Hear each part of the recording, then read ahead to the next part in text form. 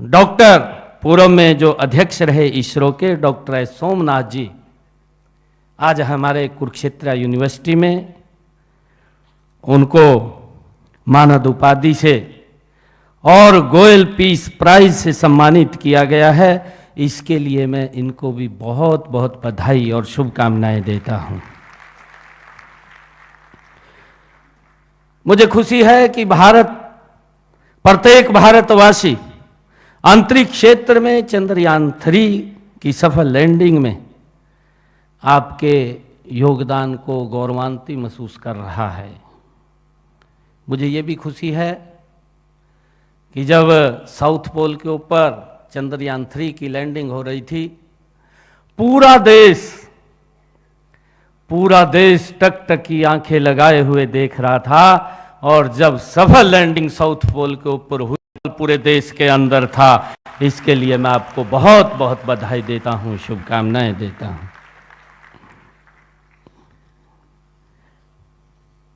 कुरुक्षेत्र विश्वविद्यालय का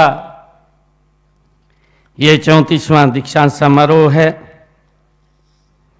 मुझे खुशी है कि इस विश्वविद्यालय की आधारशिला हरियाणा बनने से 1 दशक पहले रखी गई।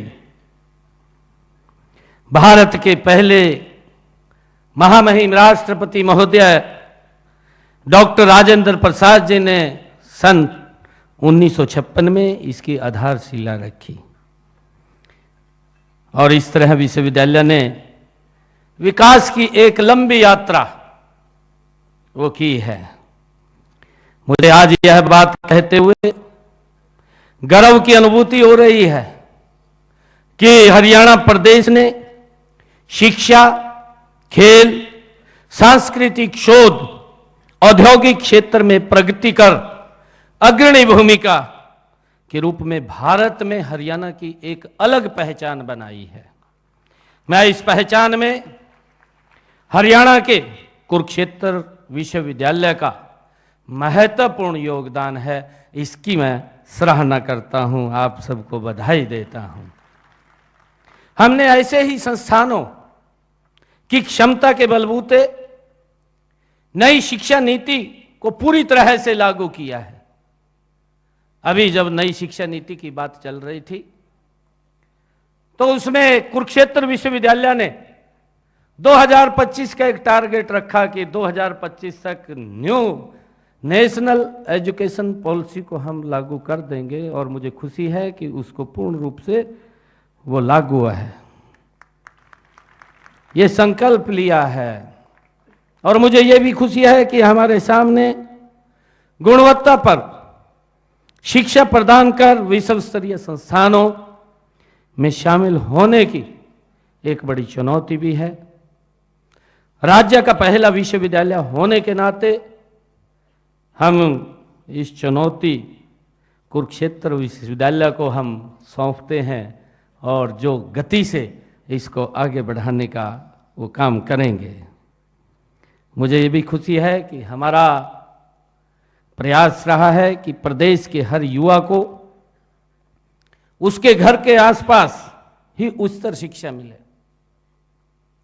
हम जब देखते हैं, क्योंकि मुझे आज इस अवसर के ऊपर यह बताते हुए बड़ी खुशी भी हो रही है, मैं जब कई कॉलेजों में मेरा जाना हुआ, लगातार किसी न किसी कहीं ना कहीं कॉलेज के अंदर हम जाते हैं। हमने पिछले दिनों एक टारगेट लिया, क्योंकि बहुत सारी बेटियां वो एजुकेशन से वंचित रह जाती थी। उनका मन करता था कि हम पढ़ें, परिस्थितियां इस प्रकार की सामने आती थी कि माँ बाप दूर नहीं भेज सकता था, और वो उस शिक्षा से वंचित रह जाती थी। हमने पिछले 10 वर्षों में हरियाणा का पूरा एक रोड मैप तैयार किया, और रोड मैप तैयार करके हर 20 किलोमीटर के ऊपर एक राजकीय महाविद्यालय खोलने का निर्णय हमारी सरकार ने लिया। और मुझे खुशी है कि देखते ही देखते इन 10 वर्षों के अंदर हर 20 किलोमीटर के ऊपर हरियाणा में एक राजकीय महाविद्यालय वो खुल गया है। और जब हम उन कॉलेजों के अंदर जाते हैं, मुझे ये भी खुशी है जब मैं बेटियों से बात करता हूं और बेटियां बताती भी हैं कि हम नजदीक के कारण यहां एडमिशन हो गया, हम पढ़ रही हैं, परंतु बाहर जाने में हमें दिक्कत थी।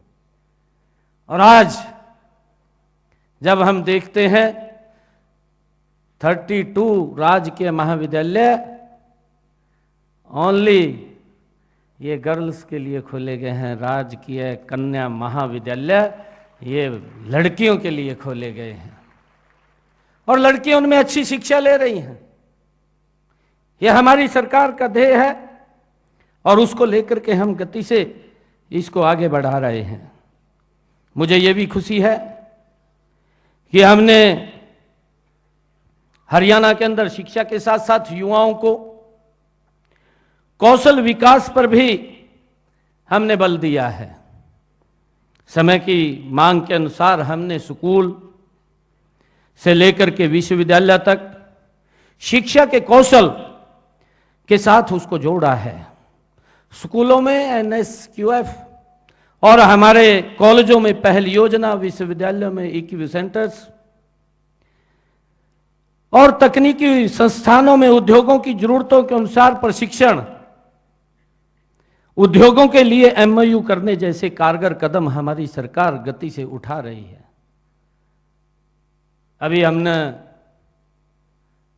ये तीसरे टर्म की सरकार का पहला बजट अभी प्रस्तुत करेंगे, क्योंकि अभी चुनाव चल रहा है। चुनाव के बाद हमने थोड़ा इसको पीछे किया है बजट को।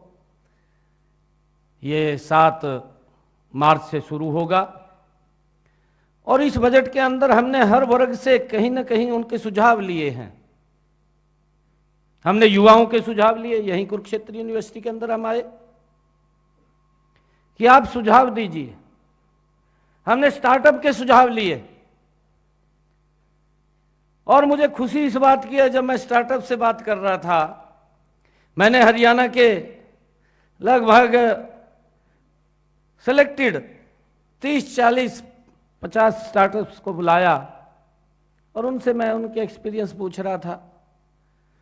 उन्होंने कई स्टार्टअप्स ने मुझे बताया कि मैं एजुकेशन कर रहा हूं और मैंने 5 पैसा घर से भी नहीं लिया और मैंने पढ़ते पढ़ते ही अपना स्टार्टअप शुरू कर दिया। छोटे से शुरू किया था और आज मेरे स्टार्टअप की टर्नओवर 100 करोड़ को क्रॉस कर गई है।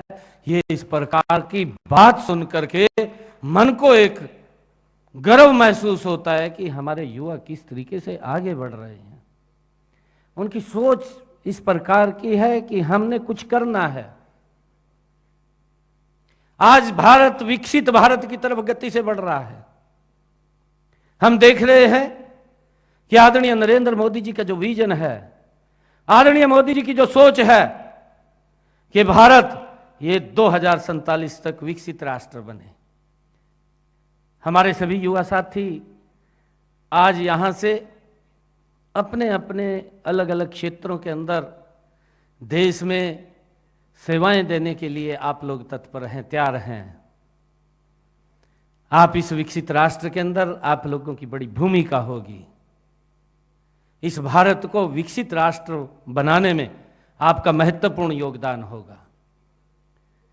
मुझे यह खुशी है आप लोगों के बीच में बताते हुए कि आदरणीय प्रधानमंत्री जी का जो विजन है, आदरणीय प्रधानमंत्री जी ने जो कहा कि हमने 2047 तक ये विकसित राष्ट्र बनाना है। अभी आप लोगों ने पिछले दिनों देखा होगा, हमने आजादी का 75वां वर्ष मनाया। हम संविधान का 75 वर्ष पूरे हो गए हैं, उसका गौरव दिवस के रूप में मना रहे हैं। आदरणीय प्रधानमंत्री जी की जो सोच थी कि भारत जब गुलामी की जंजीरों में जकड़ा हुआ था, हमारे उन क्रांतिकारी वीरों ने इस भारत की गुलामी की जंजीरों को काटने के लिए इस भारत भूमि के ऊपर अपने आप को कुर्बान किया। वो ऐसे महानायक थे, वो ऐसे महान क्रांतिकारी वीर थे जिनकी सोच थी आने वाली पीढ़ियां हमारी सुरक्षित रहें। हम जो कष्ट सहन कर रहे हैं उनको वो कष्ट सहन न करना पड़े। और प्रधानमंत्री जी ने उस विजन को ध्यान में रखते हुए कहा कि जब हम आजादी का 100वां वर्ष मनाएंगे, 2047 में देश का 100वां वर्ष होगा तो मेरे उन क्रांतिकारी वीरों के सपनों का भारत होगा, उसको हम आगे बढ़ाने का काम करेंगे। ये सोच आदरणीय प्रधानमंत्री जी की थी और हम सब ने उसको लेकर के इस देश में आगे बढ़ाने में अपनी अहम भूमिका अदा करनी है। आज इस अवसर के ऊपर मैं आप सबको बहुत बहुत बधाई भी देता हूं, शुभकामनाएं भी देता हूं। नौजवान साथियों, मैं कहना चाहूंगा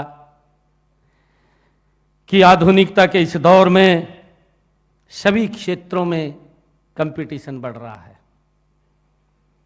कंपटीशन के स्वयं हमने कहीं भी किसी को मात देनी है तो हमने अपना बेटर देना पड़ेगा। बेटर देंगे हम आगे बढ़ जाएंगे। मुझे ध्यान में आ रहा है इन्हीं 10 वर्षों के अंदर हमारे हरियाणा के अंदर किस प्रकार की स्थितियां थी। हरियाणा के अंदर अगर नौकरी भी लेनी होती थी तो नौकरी लेने के लिए भी माँ बाप को किसी विधायक, किसी मंत्री, किसी मुख्यमंत्री के चक्कर काटने पड़ते थे।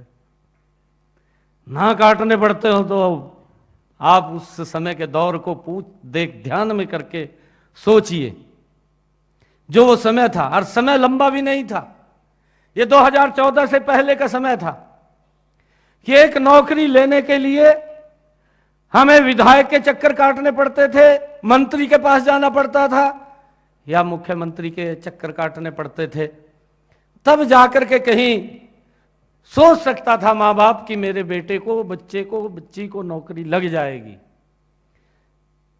युवाओं के अंदर एक अविश्वास पैदा हो रहा था कि नौकरी पढ़ने से नहीं, नौकरी तो किसी के चक्कर काटने से मिलेगी, यह अविश्वास हो रहा था।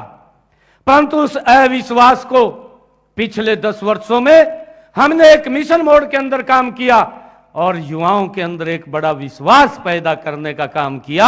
आज मुझे खुशी है इस बात की, हमारे जब SCS अधिकारी, जब उनकी ट्रेनिंग खत्म होती है और मैं उनके बीच में जाता हूं, SCS अधिकारी के, वो मुझे बुलाते हैं।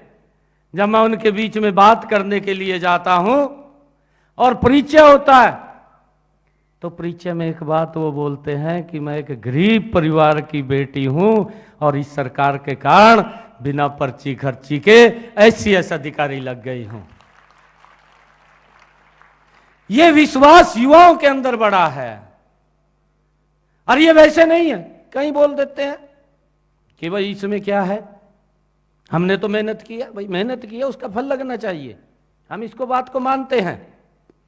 अगर हमारा युवा मेहनत कर रहा है तो उस मेहनत को कौन नीचे करे, कौन उसको मेहनत को ग्रहण लगा दे। बच्चे की मेहनत को फल लगना चाहिए, उसका विश्वास बढ़ना चाहिए और विश्वास इन 10 वर्षों के अंदर बढ़ा है। मुझे ये खुशी है कि हमने 1,75,000 नौकरियां हरियाणा सरकार के अंदर बिना पर्ची, बिना खर्ची के हरियाणा के युवाओं को देने का काम हमारी सरकार ने किया। और हमने ये भी संकल्प लिया है आगे आने वाले समय के अंदर हमारी सरकार 2 लाख और नई नौकरियां बिना पर्ची खर्ची के हरियाणा के अंदर देने का काम हमारी सरकार करेगी। और मुझे ये भी खुशी है कि जब ये तीसरे टर्म की हमारी सरकार आई, इससे पहले किस प्रकार का वातावरण था, और ये इतिहास के अंदर पहली बार हुआ कि 25,000 युवाओं को हमने एक समय के अंदर हरियाणा में एक गरीब परिवार का बच्चा भी बिना पर्ची खर्ची के लगा है। मुझे इसकी बड़ी खुशी है। इसलिए मैं आपको मानसिक, शारीरिक तौर एवं नैतिक रूप से हमारा जो ध्येय है आप सबको मजबूत बनाना है। मैं आज उपाधि प्राप्त करने वाले और वर्तमान में शिक्षा ग्रहण कर रहे सब युवाओं के उज्जवल भविष्य की मैं कामना करता हूं। और एक बात मुझे याद आ रही है, स्वामीनाथन जी हमारे एस सोमनाथ जी हमारे बीच में बैठे हैं, जो इसरो के पूर्व अध्यक्ष हैं।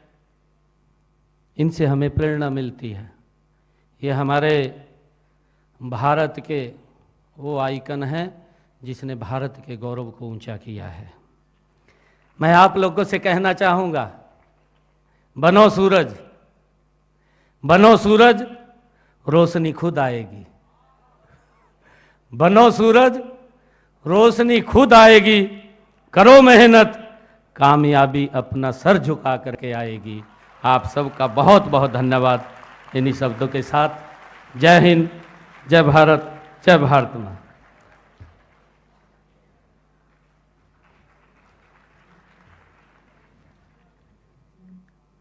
धन्यवाद माननीय मुख्य अतिथि मुख्यमंत्री हरियाणा। मैं कुलपति जी